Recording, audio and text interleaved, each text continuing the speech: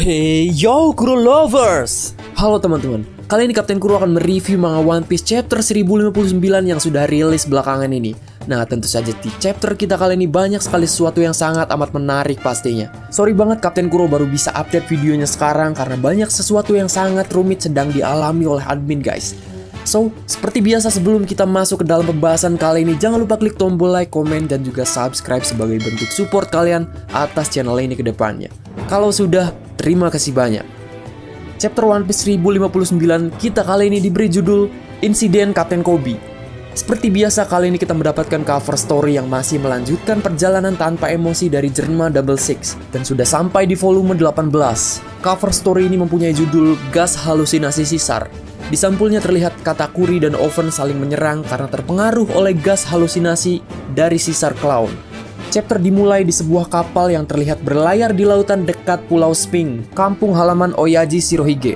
Marco meninggalkan kapal dan berterima kasih kepada para kru bajak laut rambut merah karena telah membawanya ke sana. Shanks bertanya kepada Marco apakah dia ingin bergabung dengan kru bajak lautnya. Lalu Marco menjawab Shanks untuk berhenti bercanda. Dia lelah menjadi pengasuh para bajak laut hebat. Nah, lalu Shanks berkata lagi untuk tidak membesar-besarkan hal seperti itu karena dia bukan orang yang suka membantu.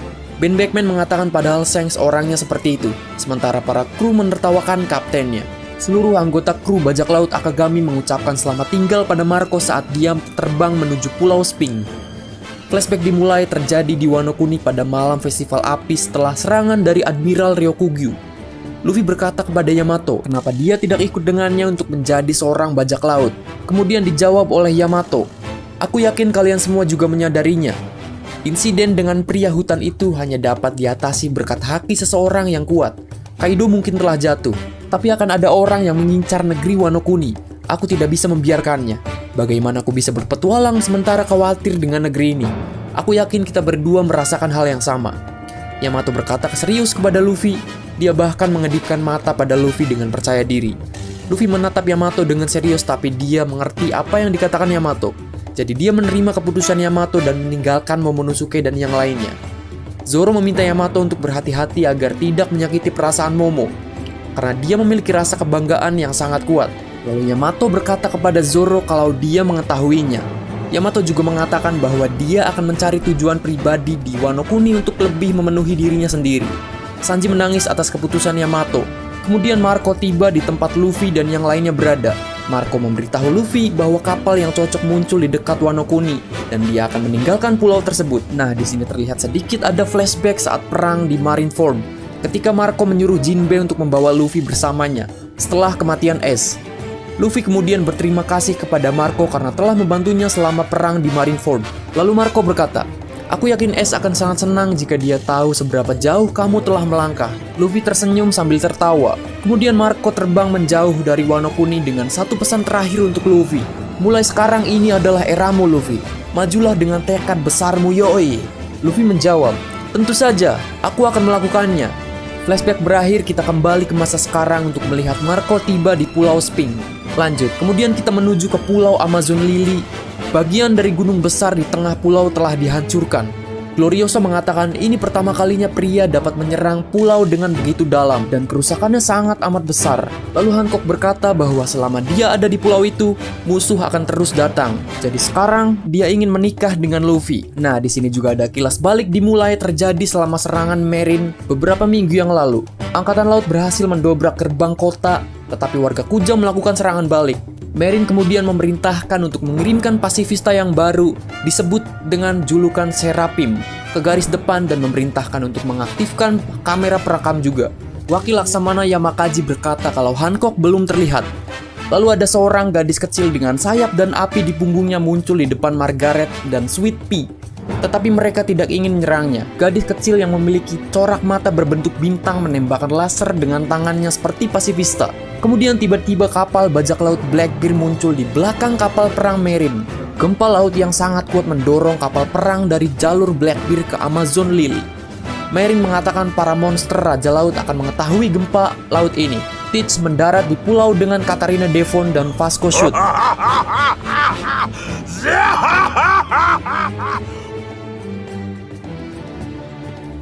"Zehaha, aku di sini untukmu, permaisuri bajak laut. Tidak mungkin aku akan membiarkan kekuatanmu itu jatuh ke tangan Merin.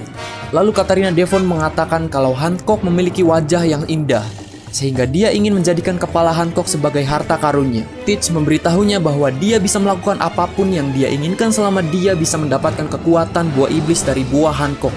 Lalu Vasco Shoot berkata di sini kalau dia lebih baik menangkap Hancock hidup-hidup dan membawanya bersama dengan mereka.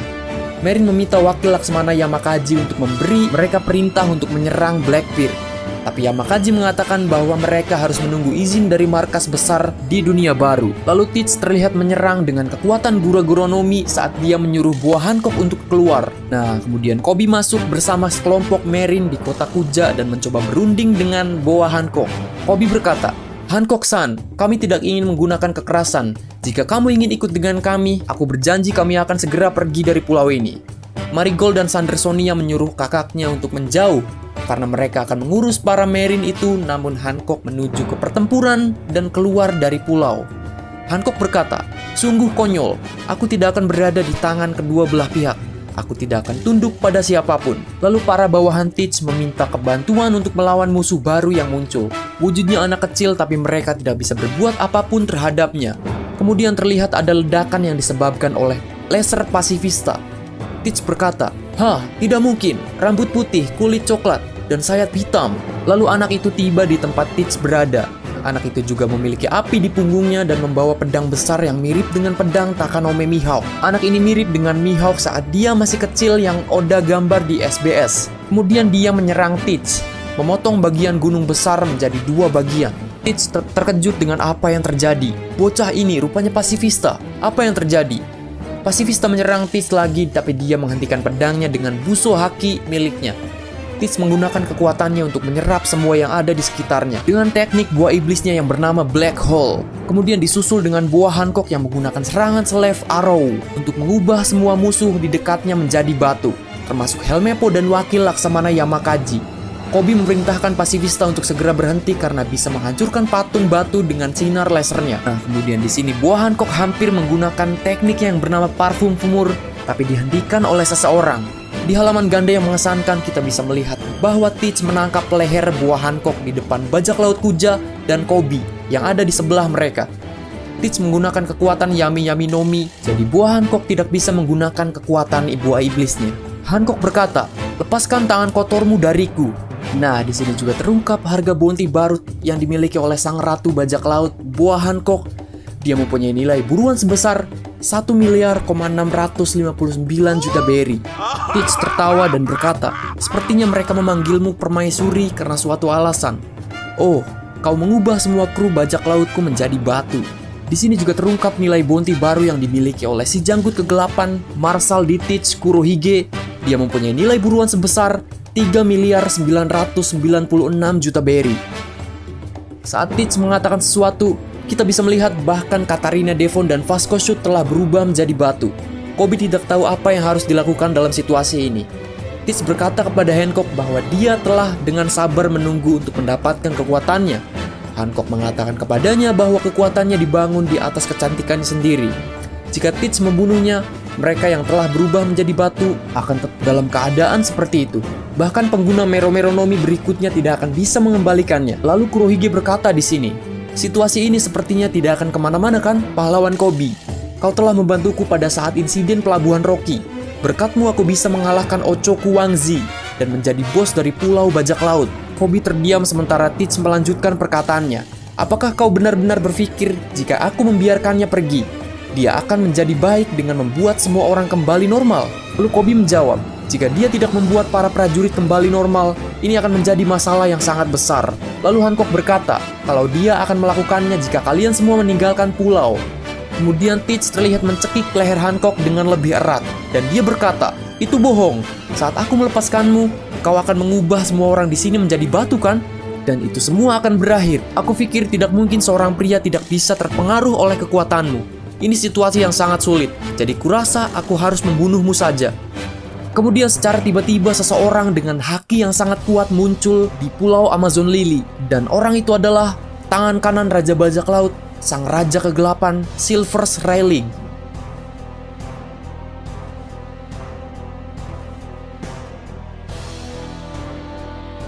Rayleigh berkata, "Aku menduga Merin akan datang, tapi ini terlalu kacau. Maaf Hancock, aku terlambat." Teach terkejut dengan kedatangan Rayleigh saat dia menghunuskan pedang di hadapannya. Rayleigh berkata, "Hei kau murid Shirohige, aku tidak ingin mengatakannya, tapi sejujurnya aku tidak menyukaimu." Para bawahan Koby dan Teach panik, sementara Rayleigh terus berbicara. Rayleigh meminta Hancock untuk mengembalikan semuanya seperti sebelumnya. "Aku akan menjadi saksinya. Kalian semua akan meninggalkan pulau ini tanpa membuat langkah yang bodoh." Nah, kemudian kita kembali ke masa sekarang yang masih memperlihatkan suasana di Amazon Lily. Rayleigh tidak datang ke pulau sendirian. Seki bersamanya dan dia menunjukkan identitas aslinya. Dia adalah permaisuri Amazon Lily dari 2 generasi yang lalu. Mantan kapten bajak laut Kuja, Sakuyaku. Saki berkata, "Kemajuan selalu membawa masalah. Berkat kapal perang batu laut Vegapunk, Calm Belt bukan lagi tempat yang aman." Rayleigh juga berkata di sini, "Sejujurnya, banyak hal yang menguntungkan bagi kita. Aku sudah tua. Saat ini aku tidak bisa mengalahkan Blackbeard." Rayleigh mengatakan bahwa tampaknya Merin percaya bahwa mereka akan dapat menggantikan si Chibukai dengan senjata baru yang mereka bawa ke pulau itu. Marigold dan Sandersonia membicarakan mereka. Sandersonia mengatakan kalau mereka tidak memiliki satu goresan pun. Dan anehnya salah satu dari mereka terlihat persis seperti kakak perempuan kita ketika masih kecil. Nah, kemudian terlihat gambar wajah Seraphim yang digunakan marinir di Amazon Lily.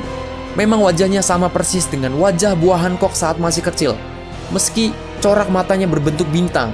Chapter berakhir dengan kapal Merin yang melaporkan apa yang terjadi di Amazon Lily. Di akhir chapter kita melihat bahwa halaman surat kabar dengan foto Koby. Narator mengatakan bahwa Kapten Koby, pahlawan insiden Pelabuhan Rocky, telah diculik oleh Marshal di Teach Blackbeard.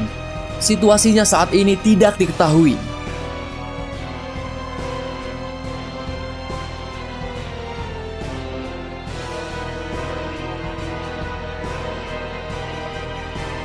Nah, itulah pembahasan chapter kita kali ini guys. Sekian dari Kapten Kuro, salam nakama, dan sampai jumpa di video selanjutnya.